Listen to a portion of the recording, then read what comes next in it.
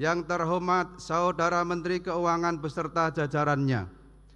Realisasi APBN tahun anggaran 2025 secara umum adalah sebagai berikut. Realisasi pendapatan negara mencapai 92%.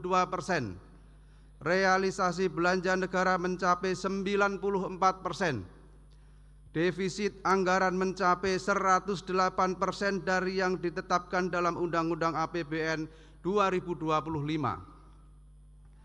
Sedangkan besaran defisit 2,81% PDB juga lebih besar dibandingkan dengan ditetapkannya dalam Undang-Undang APBN 2025, yaitu 2,53% PDB.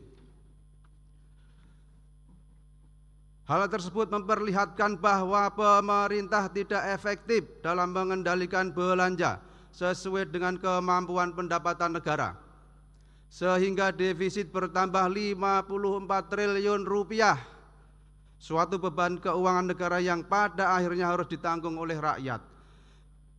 Fraksi PDI Perjuangan berpendapat bahwa pemerintah dalam pertanggungjawaban pelaksanaan APBN tahun 2025 harus melengkapi penjelasan dan pertanggungjawaban atas hal-hal sebagai berikut. 1.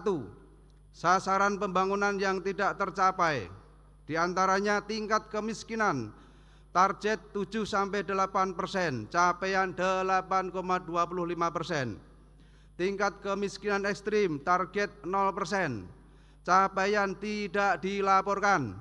Indeks modal manusia target 0,56, capaian tidak dilaporkan. NTN target 105-108, capaian 103. Sasaran prioritas nasional yang tidak tercapai. Anggaran 2025 terdapat 8 prioritas nasional dengan capaian hanya 33% dari sasaran indikator yang dilaporkan. 3. Pertumbuhan ekonomi tidak sesuai sebagaimana yang direncanakan, yaitu 5,2%, sedangkan realisasinya 5,11%. 4. Pelaksanaan komitmen pemerintah untuk meningkatkan kualitas belanja yang lebih efisien dan efektif, yaitu tata kelola yang tepat, cara dan penerimaan manfaat yang lebih tepat sasaran. 5. Capaian belanja pemerintah pusat menurut fungsi sebagaimana yang ditetapkan dalam Undang-Undang APBN 2025 Pasal 8 Ayat 2 huruf A, yang disertai dengan ukuran keberhasilan dan dampaknya bagi kesejahteraan rakyat serta kemajuan pembangunan. 6. Komitmen pemerintah untuk melaksanakan belanja pegawai melalui reformasi birokrasi dan peningkatan produktivitas. 7. Capaian peningkatan TKDN dalam pengadaan barang dan jasa. Bagaimana dan apa capaian peningkatan TKDN yang sudah dijalankan? 8. Capaian graduasi kemiskinan 2025 sebagai keberhasilan dari program pemberdayaan dan penanggulangan kemiskinan. 9. Pemerintah tidak menjalankan pelaksanaan mandatory spending untuk anggaran pendidikan sebesar 20% dari APBN. Pelaksanaan amanat Undang-Undang 1945 tersebut hanya mencapai 90,68%. Terdapat 67 triliun anggaran pendidikan yang menjadi hak rakyat tidak direalisasikan pemerintah.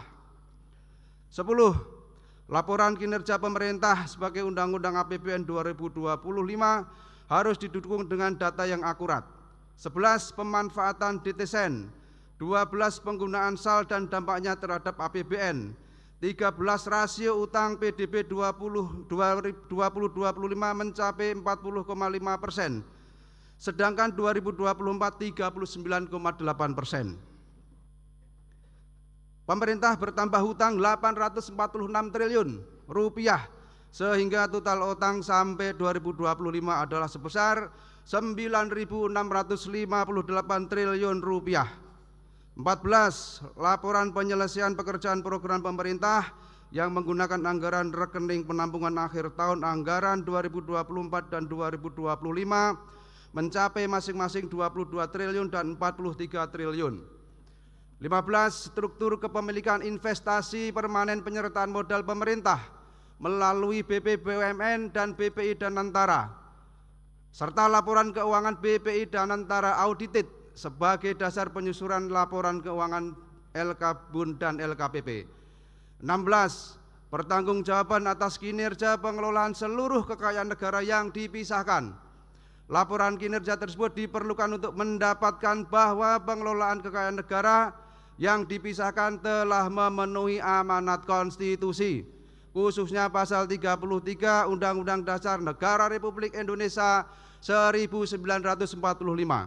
Dengan pertimbangan pendapat, pandangan, dan catatan di atas, maka fraksi PDI Perjuangan menyetujui untuk melakukan pembahasan lebih lanjut atas RUU tentang pertanggungjawaban atas APBN tahun anggaran 2025 sesuai dengan mekanisme. Demikian pendapat dan pandangan fraksi PDI Perjuangan. Atas segala perhatian sidang dewan yang terhormat, kami ucapkan terima kasih. Merdeka!